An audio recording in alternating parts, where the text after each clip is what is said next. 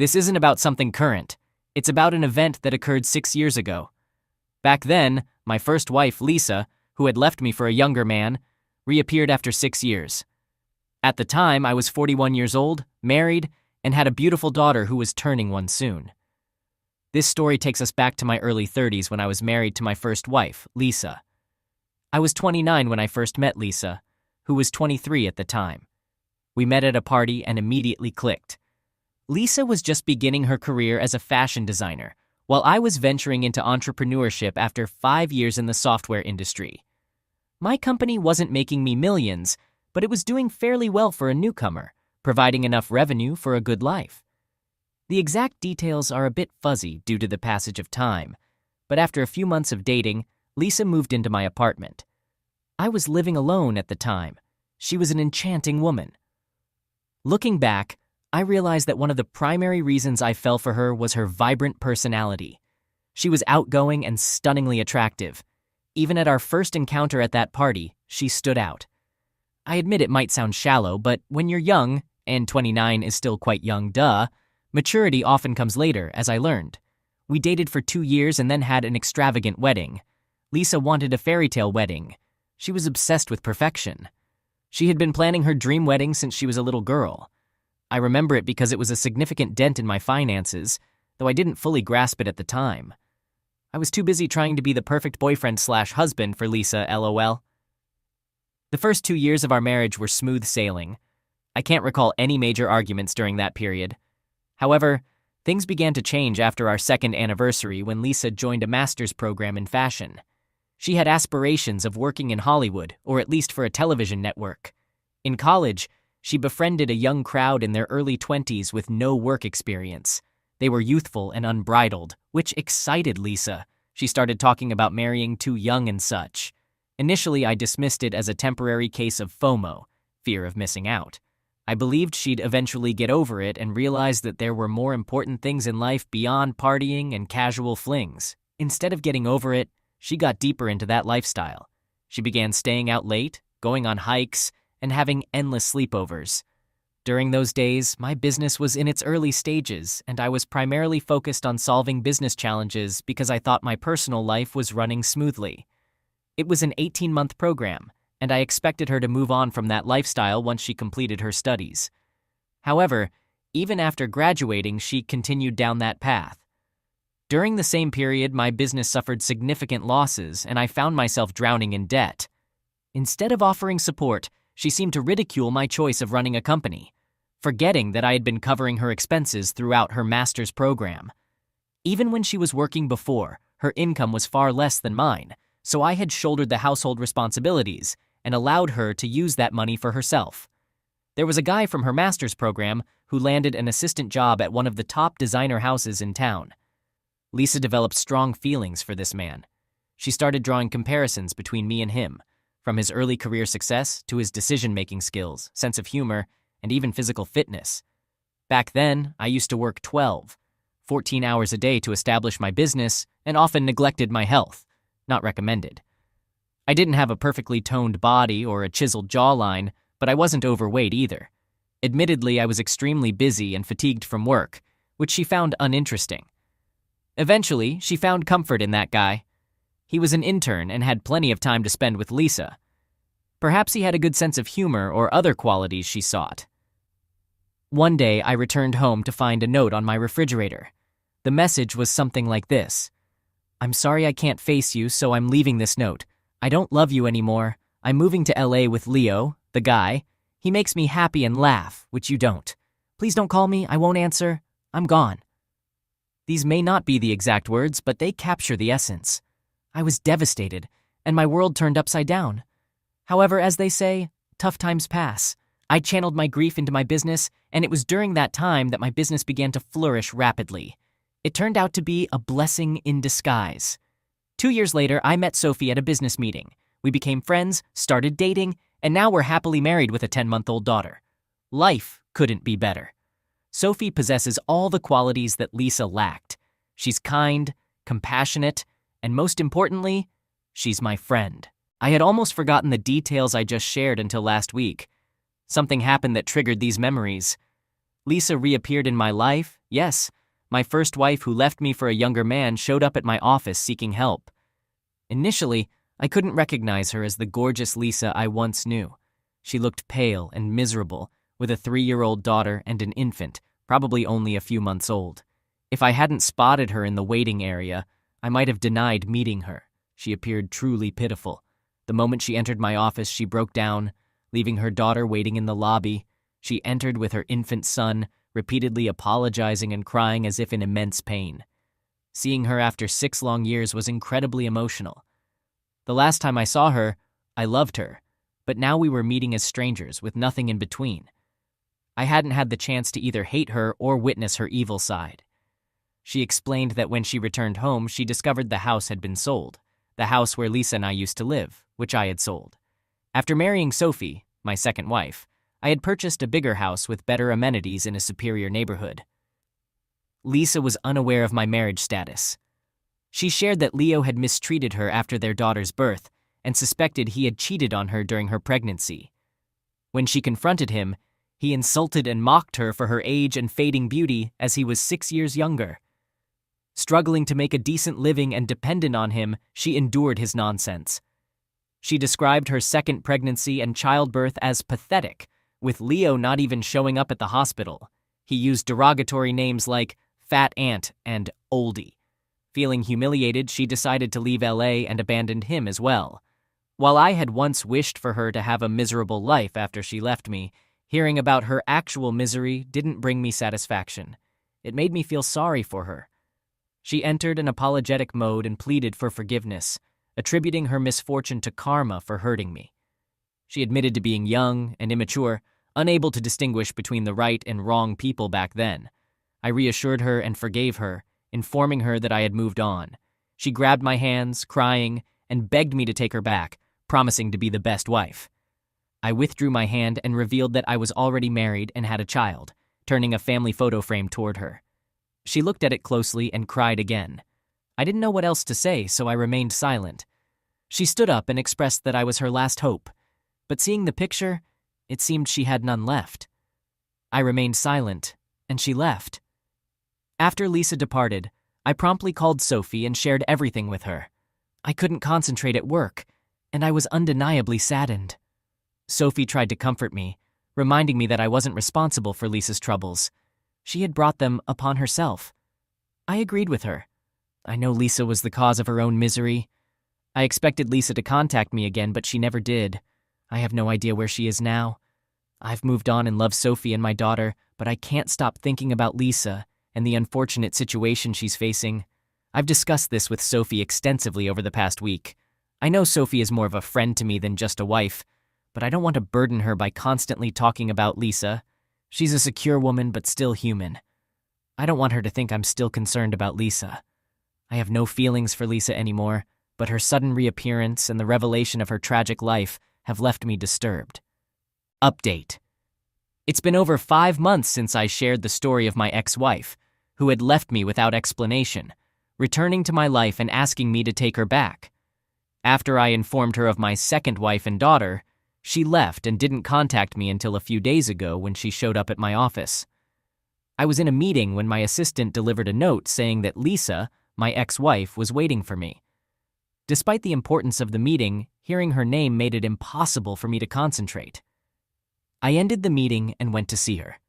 Lisa appeared even more distressed than the last time we met. She explained that upon learning of my marriage, she had returned to Leo. But her situation had only worsened. She recently discovered that Leo was involved with other women from his workplace. When she confronted him about his infidelity, he confessed to having multiple affairs, claiming that Lisa was no longer young and attractive to him. She revealed that things had escalated to the point where he physically assaulted her. Lisa requested financial assistance from me, explaining that she had been searching for a job but had not been successful. She hadn't worked for the past 3 years since becoming pregnant with her first child, and the employment gap was hindering her job prospects. Adding to her woes, she disclosed that Leo had never married her, as he didn't believe in marriage. He had manipulated her into this arrangement when they began dating, which is why she had previously referred to me as rudimentary. Now, she regretted this decision because, without marriage, she wouldn't be entitled to any financial support if they separated. If they had been married, she could have received alimony. I inquired about the amount she needed, but she remained silent. I decided to write her a check for $30,000, expressing that this was the extent of my help. I suggested she use it to rent a motel and start anew, recommending that she consider any job to sustain her lifestyle, even if it wasn't in the fashion industry. She thanked me for the money and left. This time, I hesitated to inform Sophie about my encounter with Lisa, but after much consideration, I decided to share it with her to avoid any potential strain on our relationship. When I returned home that day, Sophie noticed my tension and asked if something was bothering me. I told her about Lisa's request for money. Sophie's reaction was reserved. She didn't comment on the money, but cautioned me against making it a habit for Lisa to borrow from me. I didn't get upset with Sophie because I understood her concerns, and it was a natural reaction on her part. I reassured her that I had no lingering feelings for Lisa, and that I had assisted her solely due to her desperate situation. Sophie felt a bit down initially, but quickly recovered. Update. I want to address some comments that have been made in the discussion section. Some of you have suggested that I might still have feelings for Lisa and could potentially take her back or cheat on Sophie with her. Let me clarify that there's absolutely no truth to these assumptions. Perhaps I was simply surprised by Lisa's unexpected appearance, as I had never anticipated her showing up in such a condition. Even during our subsequent meeting, I wasn't enthusiastic about seeing her. I helped her out as I would have helped any other person in need. While I've moved on, I haven't forgotten how she used to treat me so poorly, belittling and ultimately leaving me, especially considering all I had done for her. That period was the most challenging phase of my life. It's never easy to be abandoned after 4 years of marriage. So, rest assured, I have no intention of jeopardizing my wonderful life with Sophie. I'm well aware of the boundaries I need to maintain with Lisa. I want to emphasize that this isn't a negative response to anyone's comments. I simply wanted to clarify my stance, and I'll provide further updates if there are any significant developments. Update. I appreciate all of your comments, which have helped keep me grounded and accountable. Following my clarification in the last update, I also discussed this matter with Sophie. I assured her of my unwavering love and commitment to our marriage. While she is a secure woman, I wanted to ensure there were no doubts about my intentions. Sharing my feelings with her felt incredibly liberating. Sophie mentioned that she trusted me, but had concerns about the possibility of me reconciling with Lisa. Sophie was there for me during my lowest moments, and she is the mother of my daughter. I could never let her down. A week later, I received a message from Lisa, asking for assistance with the rental process for her house. I informed her that I was occupied and couldn't get involved in such matters. She continued to text me, claiming she was lonely and that her life had become miserable. Essentially, she was trying to portray herself as a victim. I can assure you that I ignored her messages as if they were spam, but she persisted in reaching out. I was taken by surprise when she started flirting with me, sending romantic emojis and heart icons. I expressed my discomfort and asked her to stop. She insisted on staying in touch as friends, but I explained that I already had a friend in Sophie at home, and I didn't need another. She backed off briefly, but then sent me some romantic posts and reels again. I warned her that I would block her if she continued, mentioning that my wife, Sophie, was uncomfortable with our communication, and I didn't want to upset her. She stopped after that. Last week marked my anniversary, and I planned something special for Sophie. I arranged a surprise trip to the Bahamas, capturing her reaction when I revealed the destination and sharing it on social media.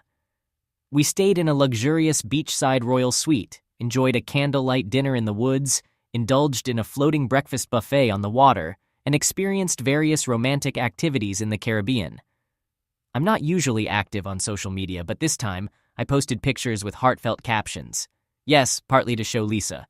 I don't mind if people consider me immature, but I did it to make sure Lisa understood that I was genuinely happy with Sophie. And you know what? It worked. After seeing those photos, Lisa never reached out to me again. In fact, she unfollowed me on all social media platforms. I was relieved that she did. Hopefully, she won't bother me anymore. Update. Hello, and thank you for all the well wishes. Yes, our trip to the Bahamas was fantastic.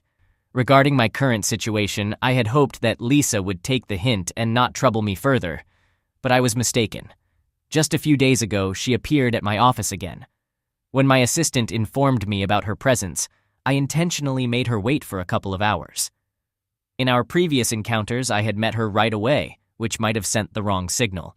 When I finally met her, I acted busy and didn't pay much attention to her words. She was once again in tears, claiming her life was falling apart and she couldn't properly care for her children. I asked her to get to the point quickly because I was short on time. Her face turned red, clearly unhappy with my tone. She came straight to the point, requesting money. Sophie had warned me that Lisa's financial requests should not become a pattern, and it seemed like she was making demands rather than asking. She mentioned needing a house or at least $100K. While my income was good, a house or that much money was still a significant sum. I informed her that I couldn't provide her with a house or that amount of money.